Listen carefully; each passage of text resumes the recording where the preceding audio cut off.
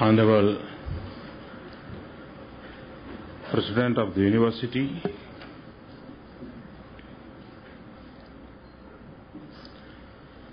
Wochan Han Kaoxing. I'm very happy to join the world-famous Tsinghua University.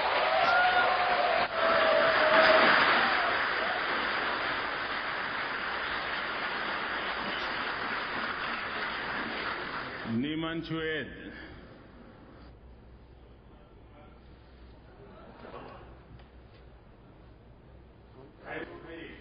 What do you think of my Chinese? Is it okay for me to speak in Chinese?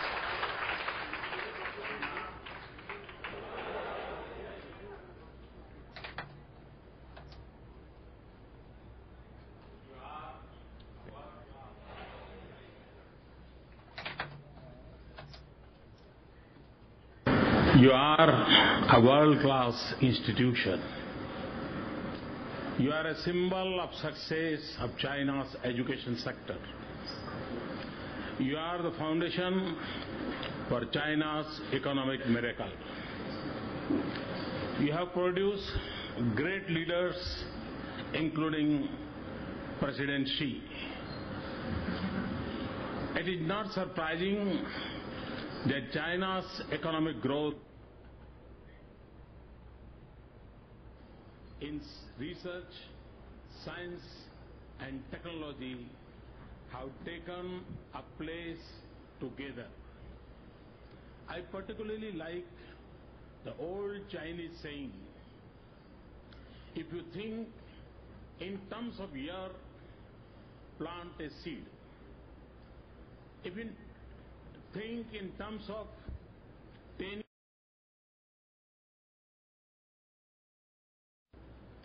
but if you, in terms of 100 years, then teach the people. In India, to the ancient saying is, Vaye krute vardhate eva nityam vidya dhanam sarvadhan pradhanam. That wealth is knowledge and is supreme of all possessions. This is one example of how our two nations are united in their timeless wisdom. There is much more, though, that links our two ancient civilizations. I began my journey in China in Xi'an. In doing so, retraced the footsteps of the Chinese monk Hanstang. He traveled to India from Xi'an in the 7th century in search of knowledge and returned to Xi'an as a friend and chronicler of India. President Xi's visit in India last September started from Ahmedabad. It is not far from Vadnagar, my birthplace, but important because it hosted Huansang and many pilgrims from China. The world's first large-scale educational exchange program took place between India and China during the Tang dynasty. Records talk of about 80 Indian monks coming to China and nearly 150 Chinese monks returning after their education in India. And yes, this was in the 10th and 11th century. Mumbai's rise as a port and a shipbuilding center, each because of cotton trade with China. And those who love silk and textile know that India's famous Tanchoi saris owe themselves to three brothers from my state of Gujarat who learned the art of weaving from Chinese masters in the 19th century.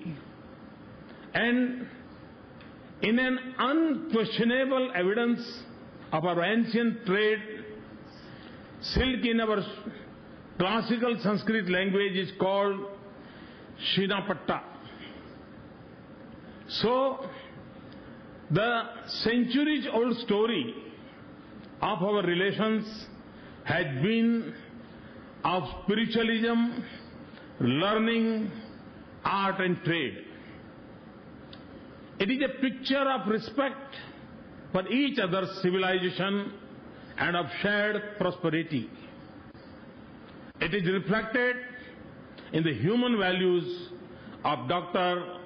Dwarkanath Kotnis, a doctor from India who treated soldiers in China during the Second World War. Today, after difficult and sometimes dark passages of history, India and China stand at a rare moment of vast multiple transition in the world.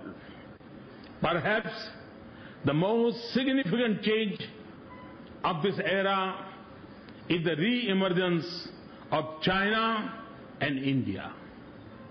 The world's two most populous nations are undergoing economic and social transformation on a scale and at a speed that is unmatched in history.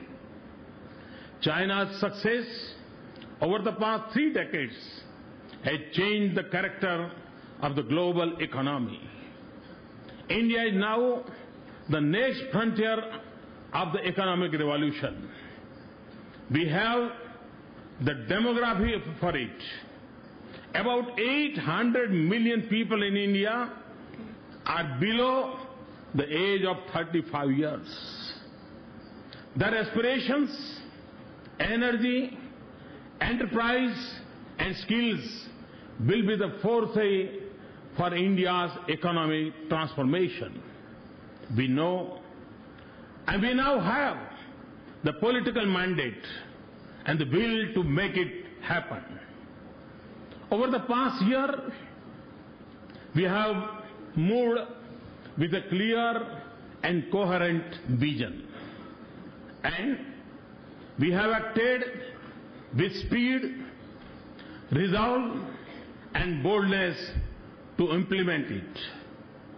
We have taken sweeping steps to reform our policies and open up more to foreign direct investments. This includes new areas like insurance, construction, defense and railways. We are eliminating unnecessary regulations and simplifying our procedures.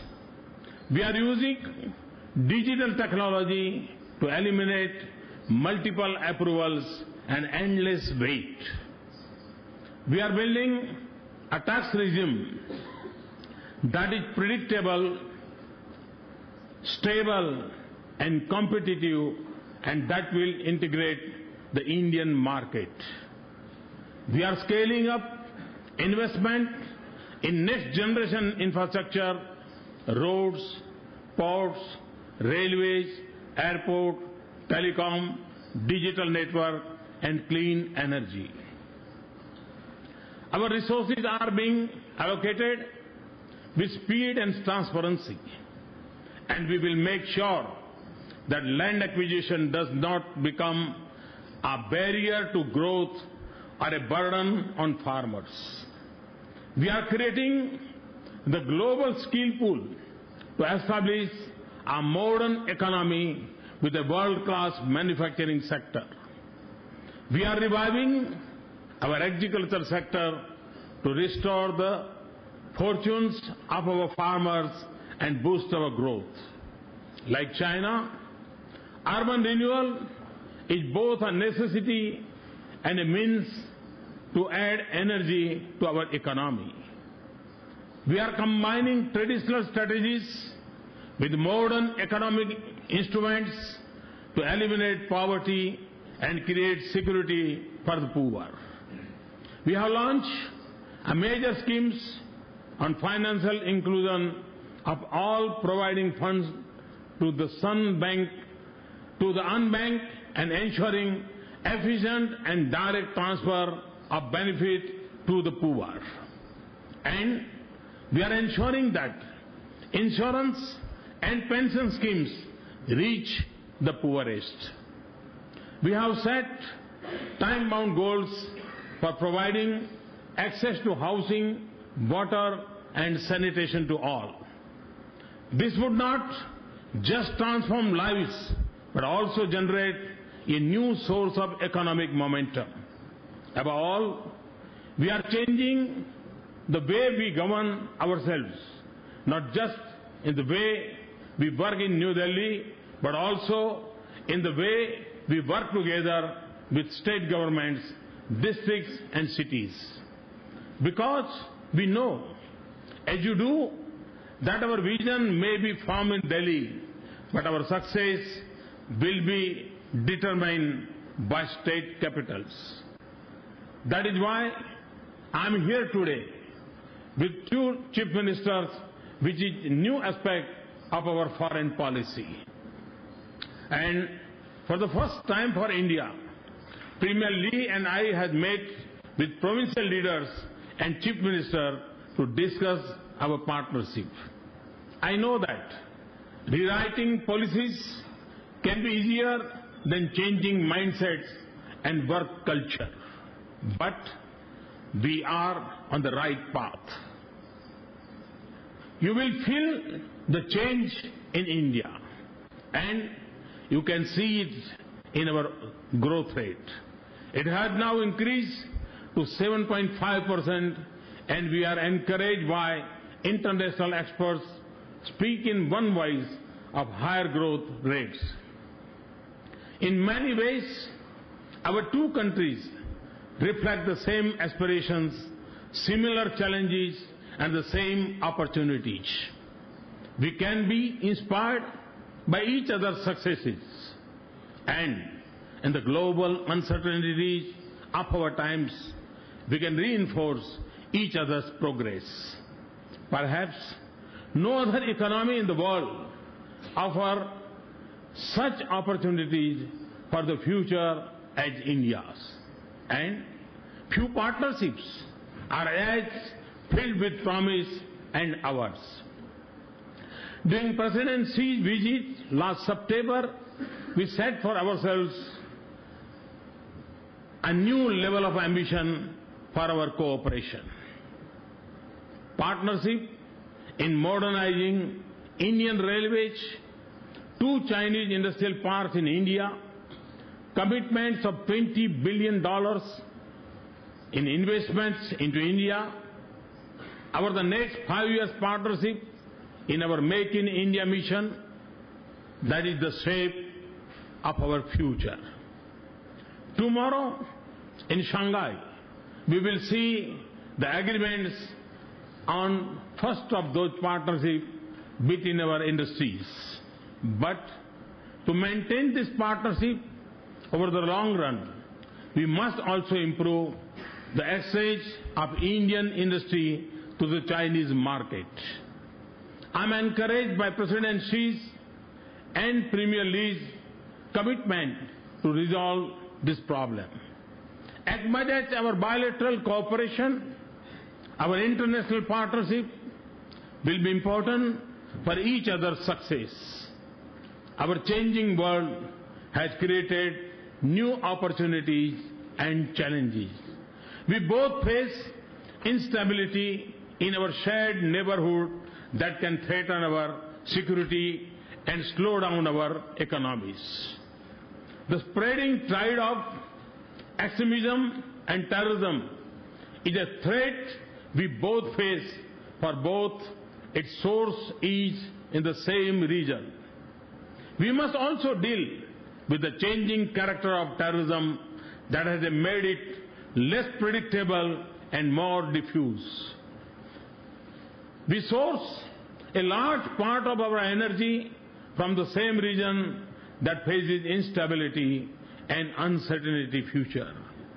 India and China conduct their international commerce on the same sea lanes. The security of sea lanes is vital for our two economies, and our cooperation is essential to achieve it. Equally, we both seek to connect a fragmented Asia. There are projects we will pursue individually. There are few such as the Bangladesh, China, India, Myanmar corridor that we are doing jointly. But geography and history tell us that the dream of an interconnected Asia will be successful when India and China work together. We are two countries that have gained a lot from an open, rule-based global trading system. Equally, we have most to lose if it breaks down. We both have enormous stakes in the international negotiations on climate change. Our cooperation in these reforms will be crucial to shape their outcomes. Today, we speak of Asia's resurgence. It is the result of the rise of many powers in the region at the same time. It is an Asia of great promise, but also many uncertainties. Asia's reemergence is leading to a multipolar world that we both welcome.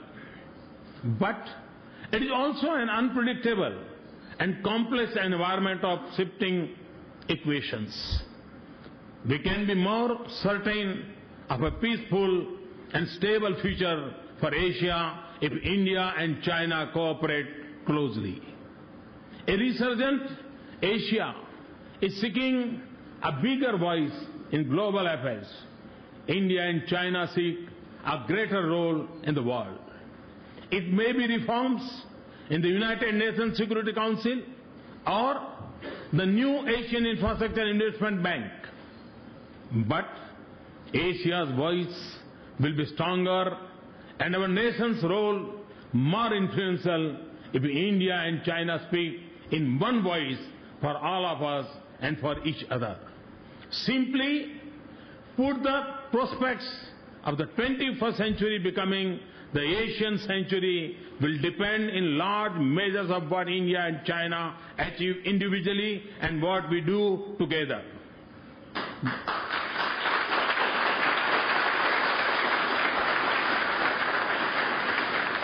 The rising fortunes of 2.5 billion pairs of joint hands will be of the greatest consequences of our region and humanity. This is the vision that I share with President Xi and Premier Li.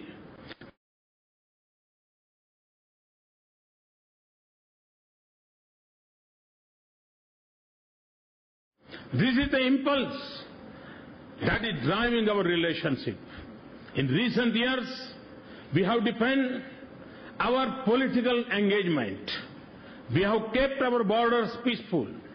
We have managed our differences and not allowed them to impede closer cooperation. We have enhanced our cooperation across the full spectrum of our relationship. Yet, if we have to realize the extraordinary potential of our partnership, we must also address the issues that lead to hesitation and doubt, even distrust in our relationship. First, we must try to settle the boundary question quickly. We both recognize that this is history legacy. Resolving it is our shared responsibility to the future. We must move ahead with new purpose and determination. The solution we choose should do more than settle the boundary question. Disruptions We have been remarkably successful in maintaining peace and tranquility along the border. We must continue to do that on the principle of mutual and equal security. Our agreements, protocols, and border mechanisms have been helpful. But a shadow of uncertainty always hangs over the sensitive areas of border region. It is because neither side knows where the line of actual control is in this area. That is why I have proposed resume the process of clarifying it. We can do this without prejudice to our position on the boundary question. We should think of creative solution to issues that have become irritants, from visa policies to trans-border rivers. Sometimes small steps can have a deep impact on how our people see each other. We are both increasing our engagement in our shared neighborhood. This calls for deeper strategic communication to build mutual trust and confidence. We must ensure that our relationship with other countries do not become a source of concern for each other. And wherever possible and feasible, we should work together as we did in responding to the earthquake in Nepal. If the last century was the age of alliance, this is an era of interdependence. So, talks of alliances against one another have no foundation. In any case, we are both ancient civilizations, large and independent nations. Neither of us can be contained or become part of anyone's plans. So, our partnership in international forum should not be determined by the concerns of others, but the interests of our two countries. China's support for India's permanent membership of a reformed UN Security Council and for India's membership of export control regime like Nuclear Suppliers Group will do more than just strengthen our international cooperation. It will take our relationship to a new level. It will give Asia a stronger voice in the world. If we are able to deepen mutual trust and confidence, we will also be able to reinforce each other's efforts of connecting Asia with itself and rest of the world. Our soldiers face each other on the border, but we should also deepen our defense and security cooperation to address our many common challenges. Above all, as we look ahead, we must build more bridges of familiarity and comfort between our people. About 33% of the world's population is either Indian or Chinese. Yet, our people know very little of each other. We must seek inspiration from the pilgrims of the ancient times who braved the unknown in search of knowledge and enrich us both. So we have decided to extend electronic tourist visa to Chinese nationals. We are also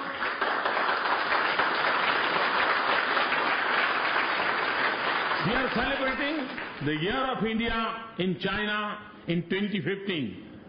We are launching the Provincial and State Leaders Forum today. Later today, we will have the Tai Chi and Yoga event. It will represent the coming together of our two civilizations.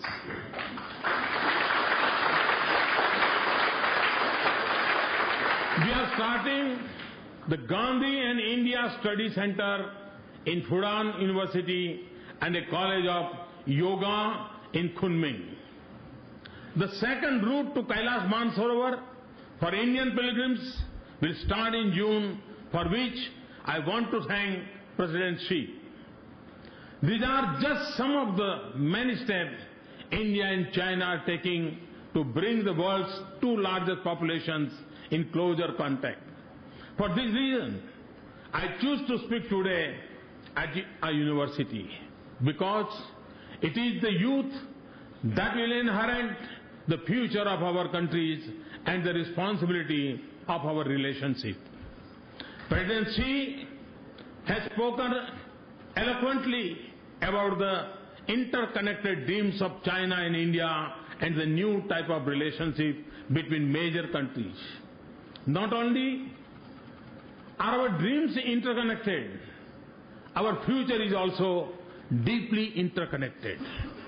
We are at a moment when we have the opportunity to make our choices. India and China are two proud civilizations and two great nations that will fulfill their destinies. We each have the strength and the will to choose our own paths to success. But we have the ancient wisdom to know that our journey will be smoother and our future brighter when we will work together, confident of one another and in step with each other. Thank you very much, and thanks for your invitation. Thanks a lot.